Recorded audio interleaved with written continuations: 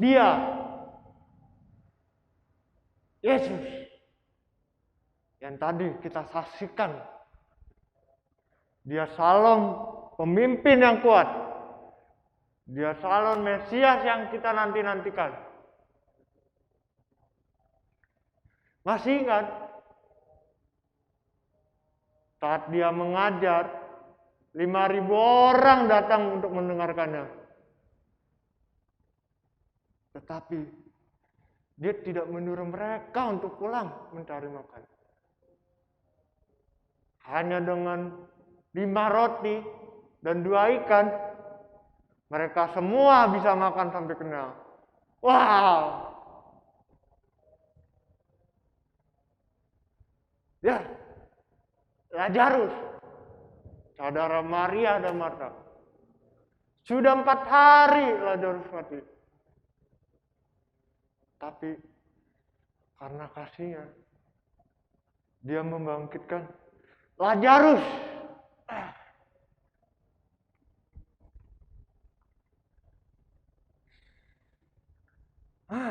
Satu lagi, ketika kita sampai di Bethesda, ya, dia mengatakan, angkatlah tilammu. Orang lumpuh itu, dia tidak percaya dengan perkataannya.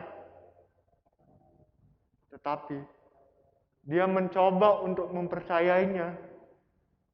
Dan dia pun mengangkat tilamnya.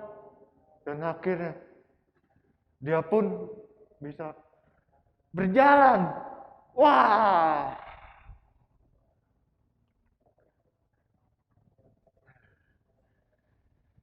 Sayangnya, dia terlalu sibuk dengan orang lemah, orang sakit, orang miskin. Seharusnya Rabi melakukan pendekatan dengan para imam, tua-tua, ahli Taurat. Kenapa Rabi tidak melakukan itu? Sepertinya kita harus melakukan sesuatu supaya Rabi bisa dikenal oleh semua orang. Tapi bagaimana ya? Bagaimana ya? Aku ada ide. Aku ada ide. Aku ada ide.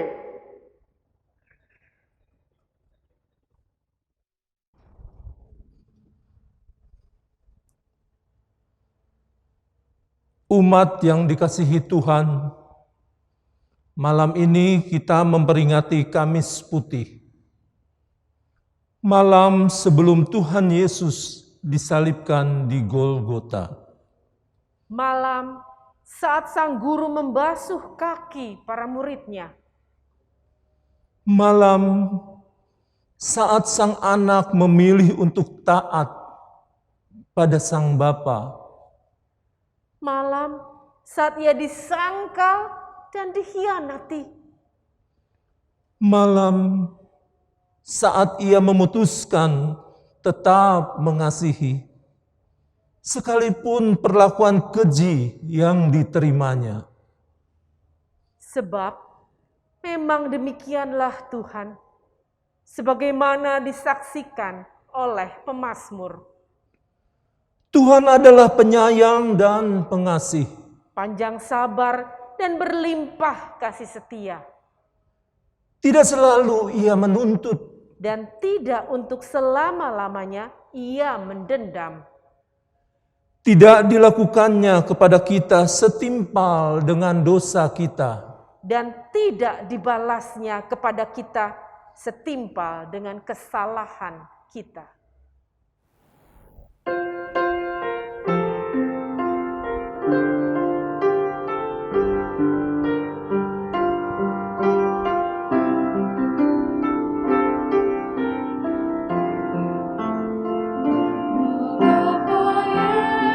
Yesus turun dari surga.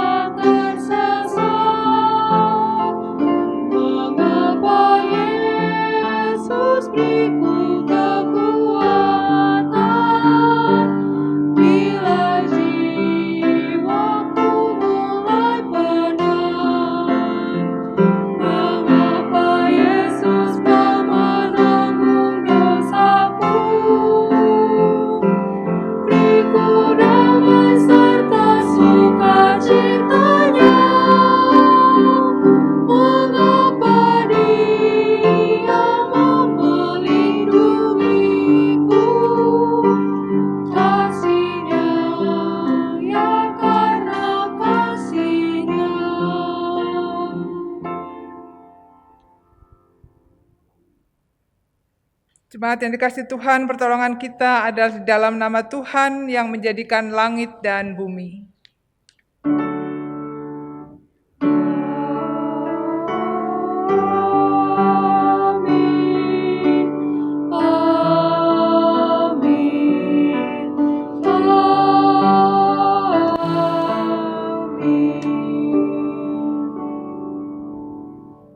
Tuhan beserta saudara. Dan beserta saudara juga. Silakan duduk, Bapak Ibu yang dikasihi Tuhan. Umat Tuhan, bertepuk sebelah tangan bukanlah relasi cinta yang kita idamkan.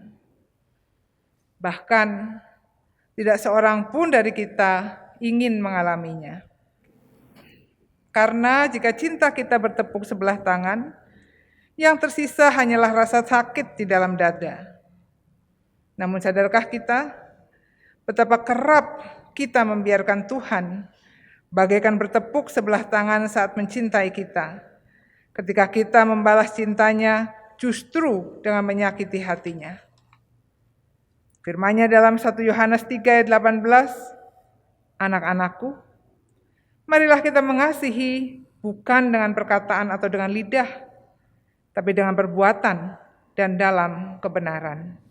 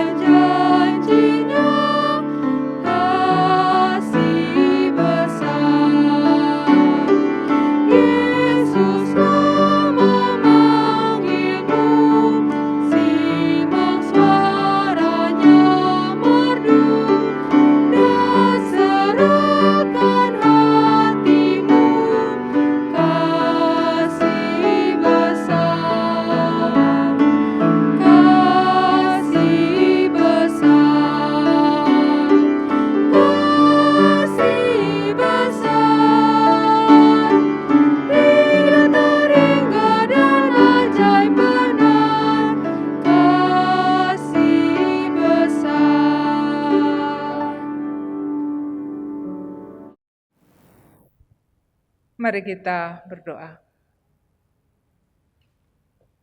Kasih-Mu yang besar itu ya Tuhan, sesungguhnya sangat menguntungkan kami. Kasih-Mu yang besar itu membuat salah kami selalu punya tempat, selalu mendapatkan pengampunan-Mu, selalu mendapatkan kesempatan kedua untuk memperbaiki. Kasih-Mu yang besar itu sungguh kami nikmati. Tapi jujur Tuhan, justru karena kasih-Mu besar, kami sering menyepelekannya. Kami beranggapan Kau punya kasih yang besar. Kami manfaatkan berkali-kali, kami curangi berkali-kali, tidak apa. Maka jika kami salah memperlakukan kasih-Mu, seenaknya merespon kasih-Mu, semau kami memperlakukan kebaikan dan cinta-Mu, kami sadar sudah seharusnya lah kami mengatakan, Tuhan ampuni kami. Karena kasih-Mu yang besar itu membuatmu rela mati di Golgota.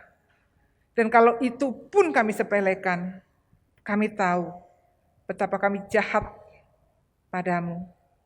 Ampuni kami ya Tuhan. Di dalam nama-Mu kami berdoa. Amin.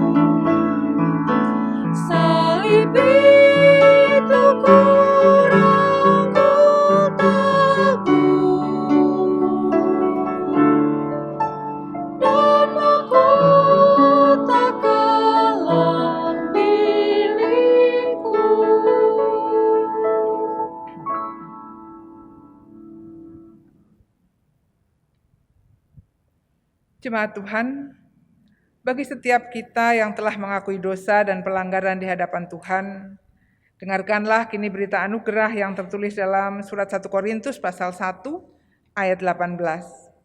Sebab pemberitaan tentang salib memang adalah kebodohan bagi mereka yang akan binasa. Tetapi bagi kita yang diselamatkan, pemberitaan itu adalah kekuatan Allah.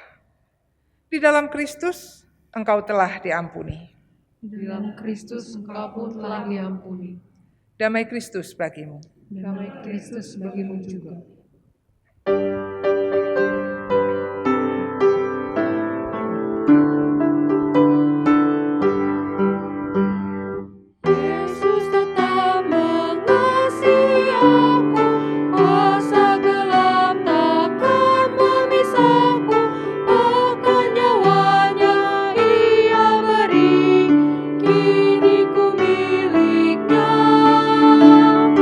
Aku tetap miliknya.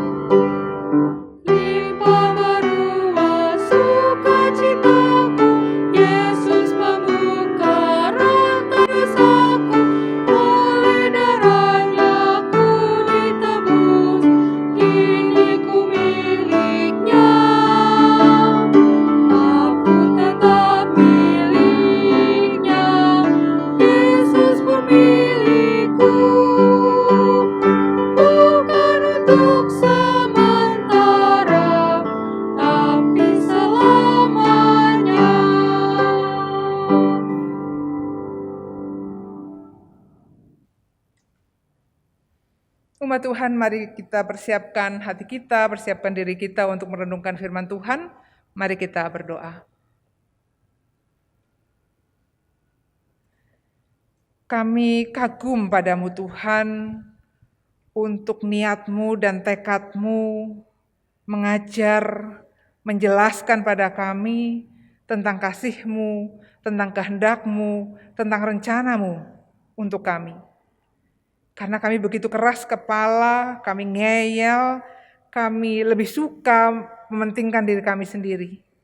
Dan Engkau tetap terus mengajar kami lagi dan lagi.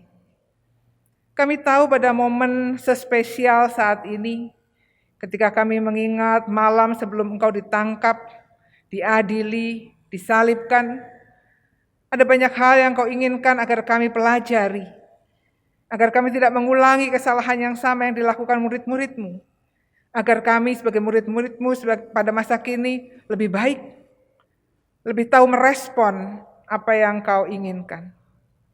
Dan karena itu temani kami saat kami merenungkan firman-Mu, menghayatinya, mampukan kami menjadi murid-murid-Mu yang dari waktu ke waktu makin kenal Engkau, makin memahami kehendak-Mu, makin tahu melakukan apa yang Kau mau.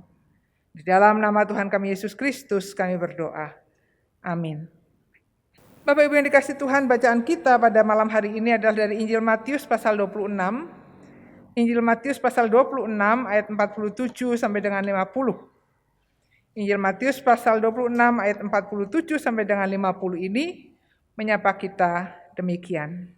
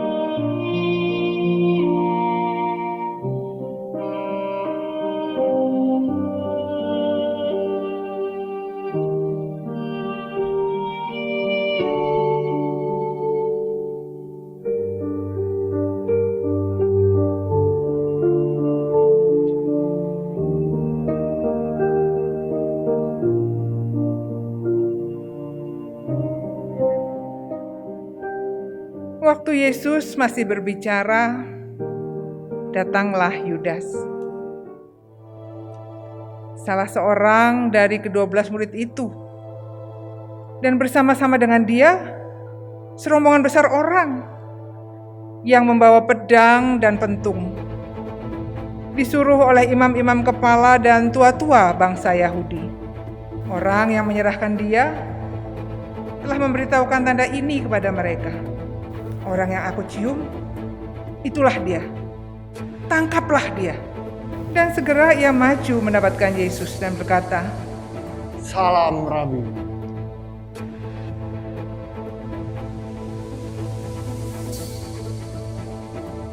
Tetapi Yesus berkata kepadanya, Hai teman, untuk itukah engkau datang?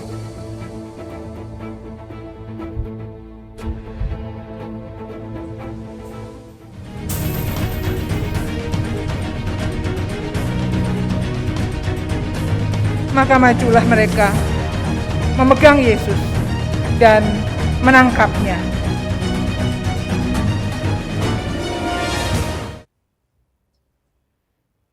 Jemaat yang dikasihi Tuhan, demikianlah Injil Yesus Kristus. Berbahagialah mereka yang mendengarkan firman Allah dan yang memeliharanya. Hosiana.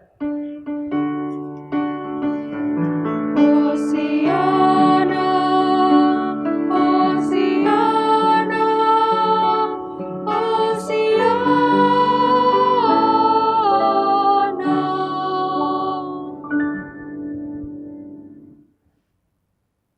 Bertepuk sebelah tangan. Bapak Ibu yang dikasihi Tuhan, menurut Kamus Bahasa Indonesia, kata bertepuk sebelah tangan artinya adalah tidak bersambut dengan baik. Hanya dari sebelah pihak, satunya enggak. Biasanya ini dikaitkan dengan kebaikan atau tentang cinta. Dalam pelaksanaannya yang senyata-nyatanya, bertepuk sebelah tangan memang tidak mungkin dilakukan. Kalau hanya bertepuk sebelah tangan, tidak terjadi tepuk tangan, tepukannya tidak bunyi. Kalaupun kita mau menggunakan satu tangan ini saja, harus ada orang lain yang menyambut tangan kita. Kalau hanya satu tangan ini saja yang ditepukkan, kita bagaikan menepuk udara kosong, menepuk ruangan yang hampa. Dan ini artinya cinta kita tidak berbalas. Kasih sayang kita tidak bersambut. Hanya kita yang mencintai, hanya kita yang mengasihi, tapi pihak yang lain tidak ketemu. Enakkah cinta yang bertepuk sebelah tangan? Kasih sayang yang bertepuk sebelah tangan? Jelas tidak. Sangat tidak enak. Justru menyakitkan. Dan biasanya kalau kita melihat ada orang muda yang cintanya bertepuk sebelah tangan, kita akan dengan baik hati, dengan bijaksana menyarankan, jangan lama-lama begitu. Pertimbangkan untuk mencari seseorang yang lain. Carilah seseorang yang menyambut cintamu, merespon kasih sayangmu, karena hanya dengan begitu, cinta itu bisa jalan. Karena hanya dengan bersambut, nyambung, kasih sayang itu bisa berfungsi dengan sebaik-baiknya. Relasi cinta, relasi penuh kasih sayang, hanya akan optimal kalau kedua belah pihak yang terlibat, kalau pihak-pihak yang terlibat, semuanya memiliki semangat yang sama, keinginan yang sama, niat yang sama. Kalau hanya satu pihak, cepat atau lambat, yang satu orang itu, yang satu pihak itu akan kelelahan. Menariknya, tanpa kita sadari, kita telah membiarkan Tuhan Yesus bertepuk sebelah tangan. Dan hari ini, malam ini, kita menemukan kisahnya di Getsemani. Pertama-tama tentu kita sama-sama tahu, sama-sama sadar bahwa Tuhan Yesus dan murid-muridnya saling sayang, saling peduli, saling respek, saling bekerja sama satu dengan yang lain. Cinta Tuhan Yesus, sayang Tuhan Yesus tidak bertepuk sebelah tangan. Mereka saling merespon, saling menghargai satu dengan yang lain. Tapi ada kisah tentang Yudas di sini. Ada apa? Sebagaimana kita tahu ketika Tuhan Yesus hadir dengan segala karyanya, dengan segala kemampuannya, dengan segala perhatiannya pada orang susah.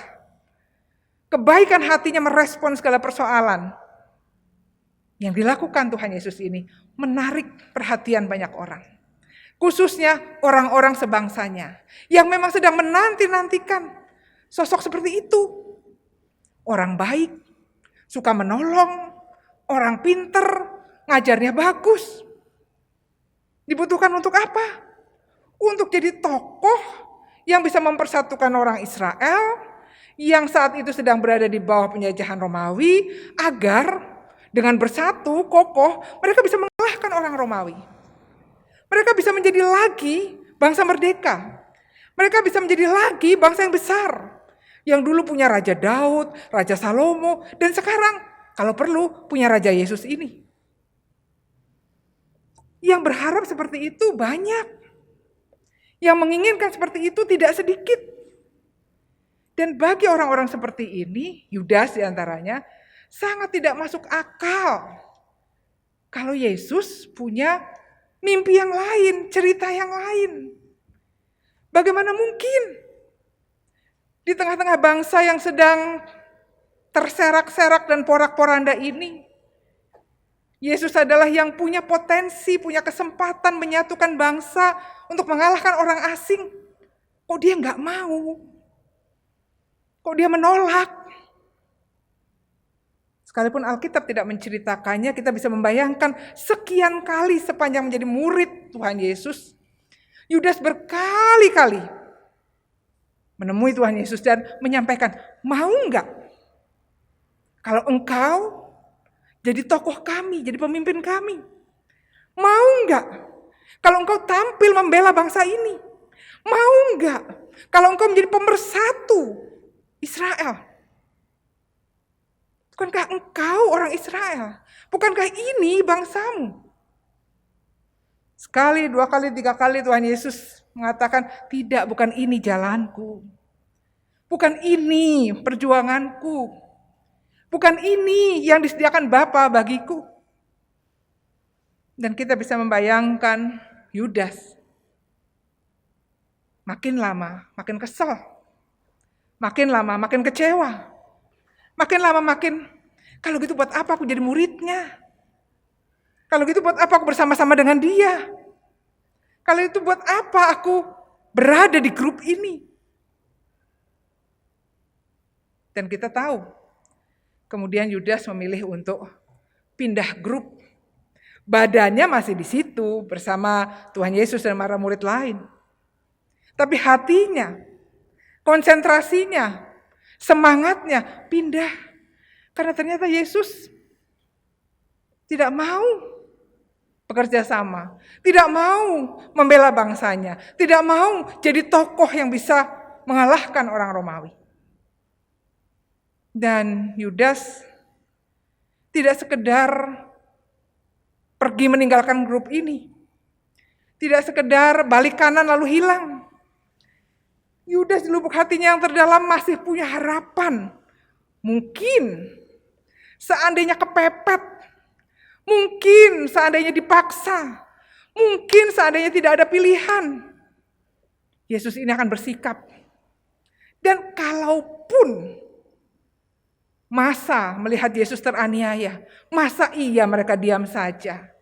Masa dia membiarkan saja sosok yang istimewa ini teraniaya? Pasti akan ada perlawanan, pasti akan ada respon. Dan Yudas menyusun rencana penangkapan di Getsemani. Dan kita kenal kisahnya dengan baik. Tapi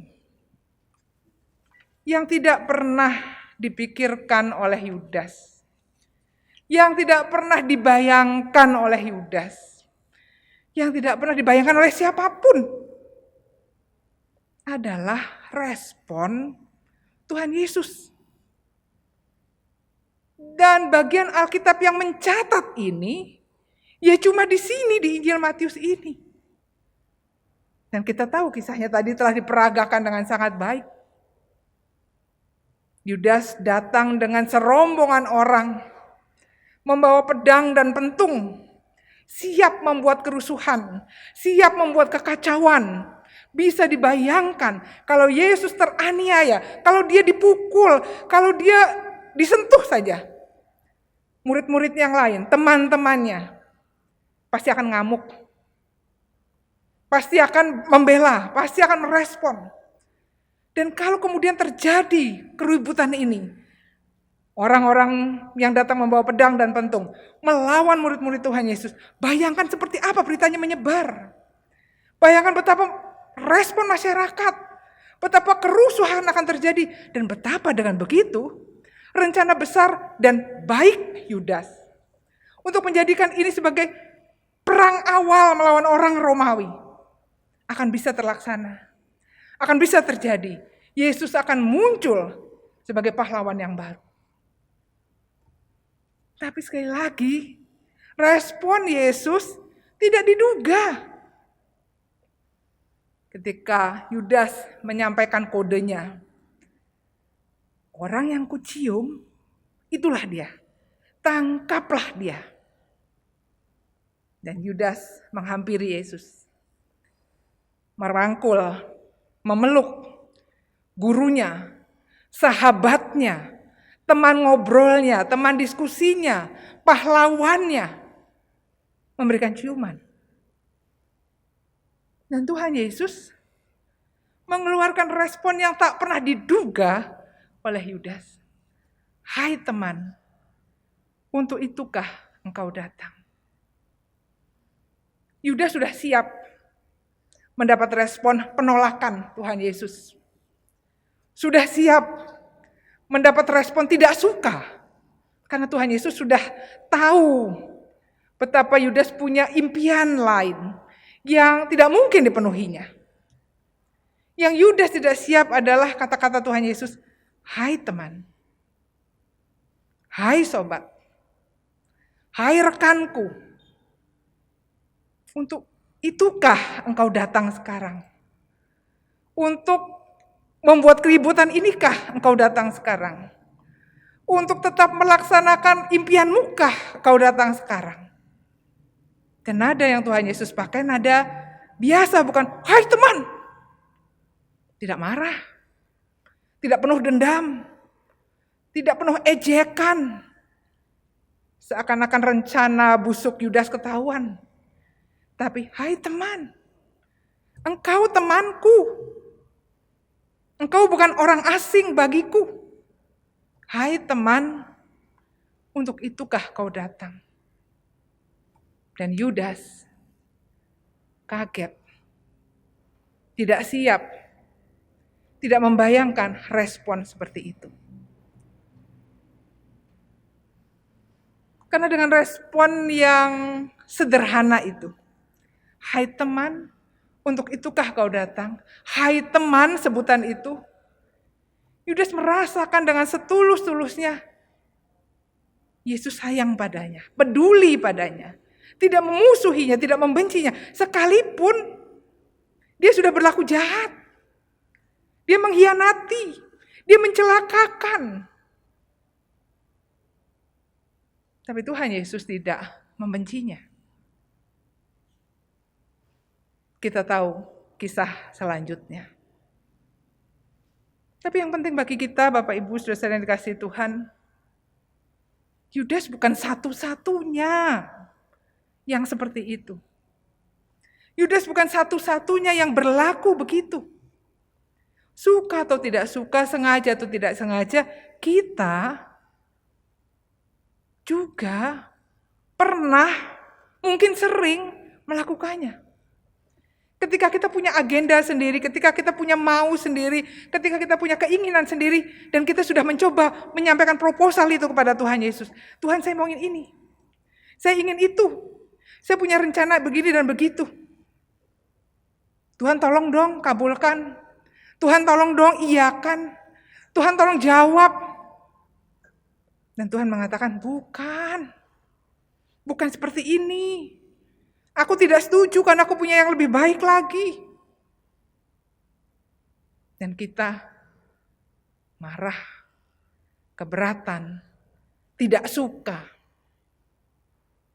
Dan membiarkan Tuhan Yesus dengan niat baiknya, karena sayangnya pada kita tinggal sendiri.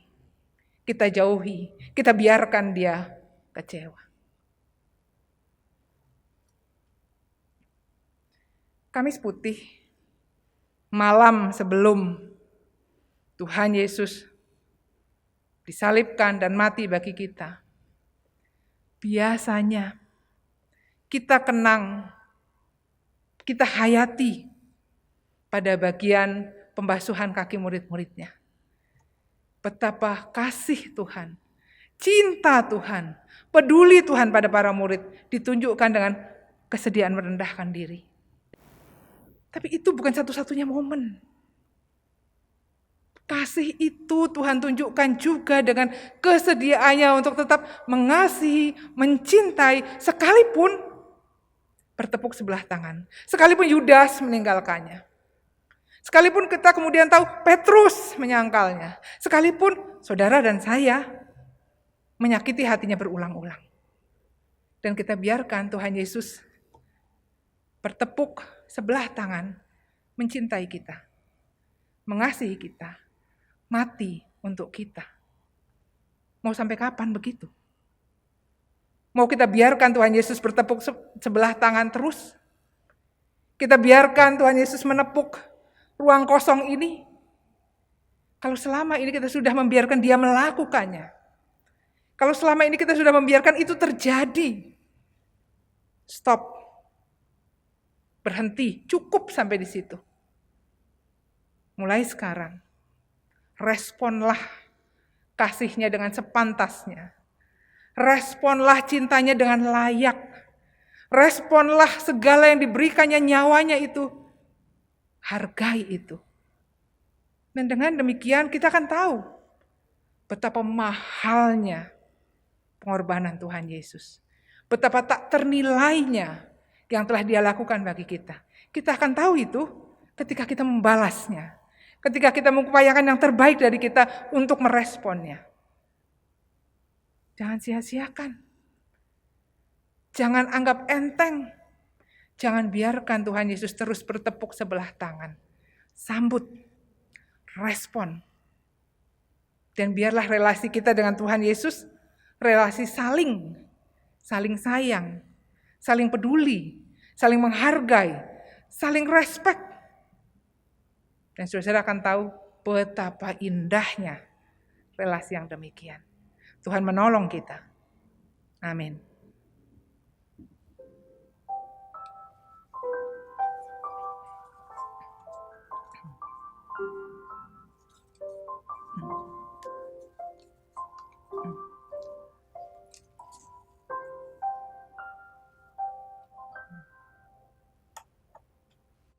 Jemaat diundang bangkit berdiri. Marilah kita bersama dengan umat Allah di masa lalu, masa kini, dan masa yang akan datang, mengingat janji baptisan kita dengan mengikrarkan pengakuan iman rasuli. Aku percaya kepada Allah Bapa yang Maha Kuasa, Khalik langit dan bumi, dan kepada Yesus Kristus anaknya yang tunggal Tuhan kita, yang dikandung daripada Roh Kudus, lahir dari anak darah Maria, yang menderita sengsara di bawah pemerintahan Pontius Pilatus, disalibkan, mati dan dikuburkan, turun ke dalam kerajaan maut. Pada hari yang ketiga, bangkit pula dari antara orang mati, naik ke surga, duduk di sebelah kanan Allah Bapa yang Maha Kuasa. Dan dari sana Ia akan datang untuk menghakimi orang yang hidup dan yang mati. Aku percaya kepada Roh Kudus, gereja yang kudus dan am, persekutuan orang kudus, pengampunan dosa, kebangkitan orang mati, dan hidup yang kekal. Amin.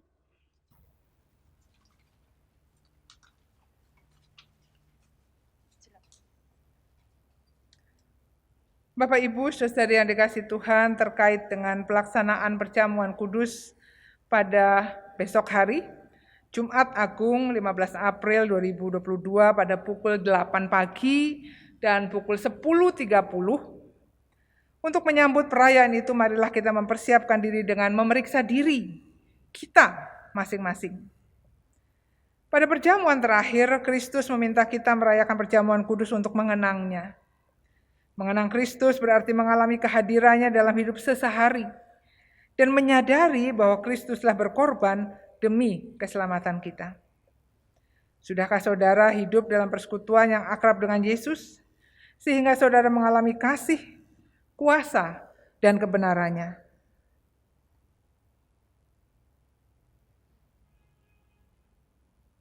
Yakinkah saudara bahwa Kristus telah mengorbankan hidupnya demi keselamatan saudara? Pada perjamuan terakhir, Kristus memecah roti, mengangkat cawan, lalu membagikannya pada murid-muridnya.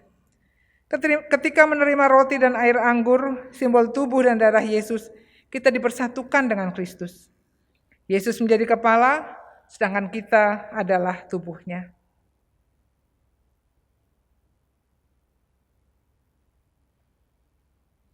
Sudahkah saudara menjadikan Yesus sebagai kepala, pemimpin saudara dalam hidup pribadi, berkeluarga, bergereja, dan bermasyarakat?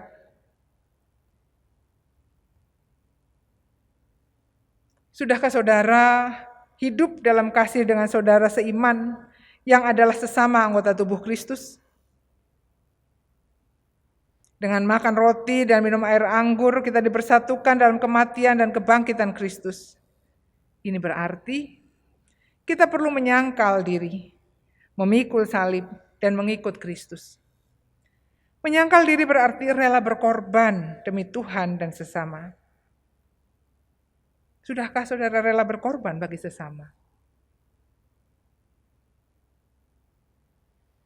Sudahkah kehidupan saudara menjadi berkat bagi sesama?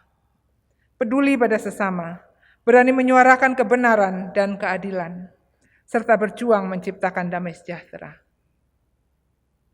Kiranya Roh Kudus menolong kita dalam mempersiapkan diri merayakan perjamuan kudus besok. Mari kita berdoa.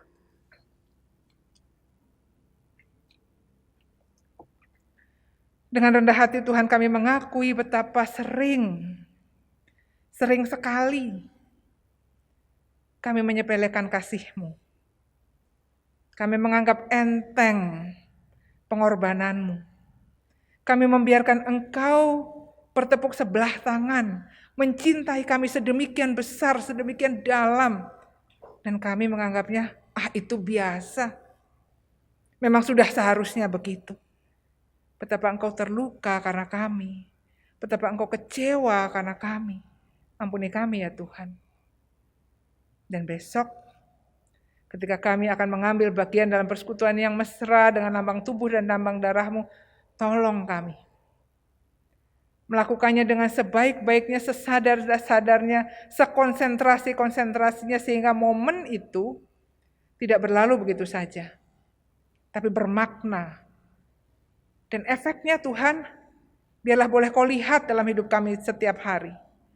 Betapa ketika Engkau mencintai kami, kami membalasnya dengan pantas. Betapa ketika Engkau menunjukkan rencana-Mu, kami menunjukkan dengan ketaatan. Betapa ketika Engkau memberikan hidup-Mu, kami menjadikan hidup kami meneladani-Mu. Kami berdoa Tuhan, untuk persiapan perjamuan kudus, yang sebagai pribadi demi pribadi kami lakukan di tempat kami masing-masing.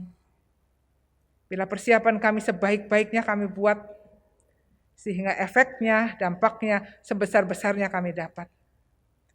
Kami berdoa untuk saudara kami yang saat ini sedang terpuruk dalam rasa kecewa, yang sedang merasa tidak layak untuk ikut perjamuan kudus, yang sedang takut untuk ambil bagian dalam persekutuan dengan tubuh dan dengan darah-Mu. Apapun pergumulan yang dihadapi saudara-saudara kami, biarlah Engkau ya Tuhan berkenan menemui saudara kami ini, menolong mereka tahu, sadar betapa besar kasih-Mu yang mau menerima, merangkul mereka. Dan biarlah dengan demikian perjamuan kudus, khususnya dalam rangka Jumat Agung esok, sungguh kami hayati, kami nikmati, kami responi dengan sebaik-baiknya. Berkenanlah Tuhan menyempurnakan doa kami ini dengan nyanyian doa yang Engkau ajarkan kepada kami.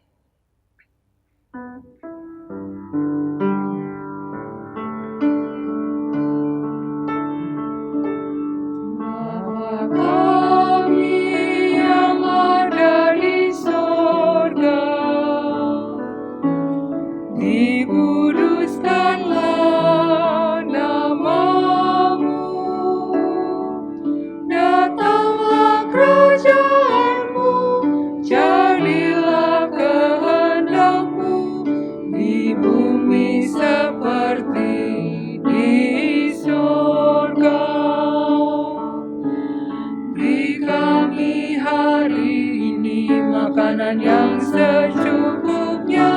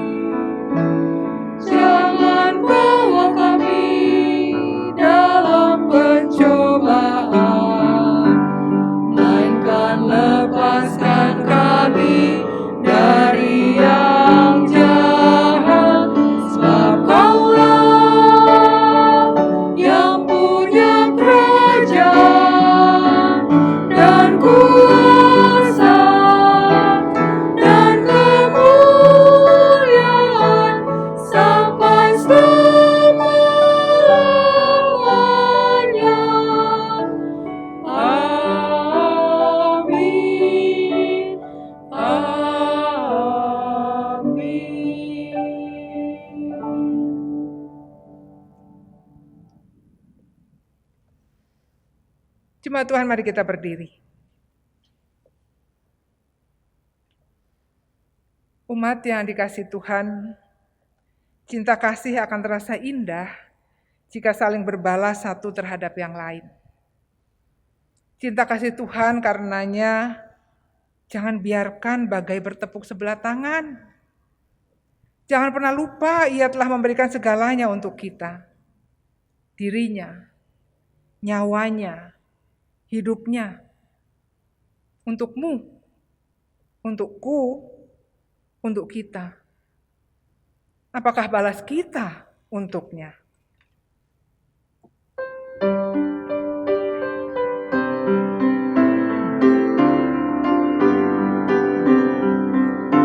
Kuberikan bagimu tubuhku, darahku, engkau pun ku tebus selama jiwamu.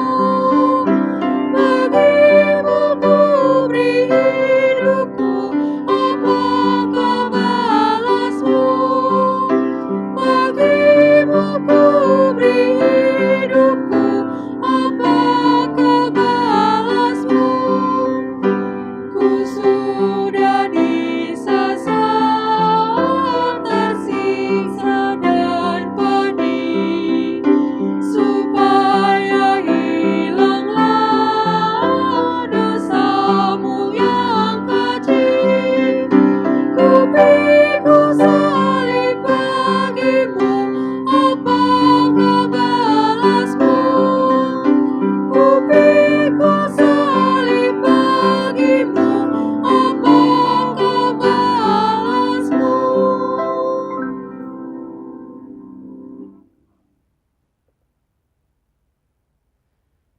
Jemaat yang dikasihi Tuhan, kini arahkanlah hatimu kepada Tuhan. Kami mengarahkan hati kami kepada Tuhan. Jadilah saksi Kristus, Syukur kepada Allah, terpujilah Tuhan, kini dan selamanya. dan terimalah berkat-Nya. Kiranya cinta kasih yang besar dari Allah Bapa, melalui anaknya Tuhan Yesus Kristus dan di dalam persekutuan dengan Roh Kudus, memenuhi hati dan pikiranmu, serta mendorongmu melakukan perbuatan kasih bagi sesamamu. Hosiana.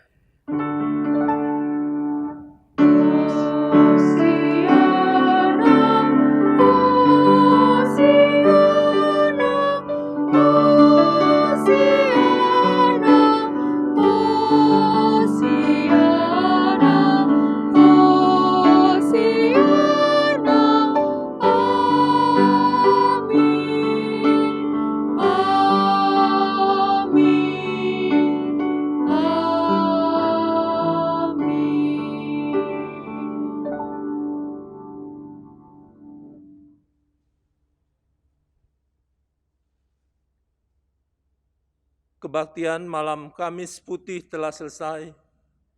Kami mengundang jemaat dan simpatisan untuk hadir kembali esok hari pada kebaktian Jumat Agung dan Perjamuan Kudus yang akan diadakan pada jam 8 dan jam 10.30, baik secara live streaming maupun onsite terbatas. Selamat malam, Tuhan Yesus memberkati.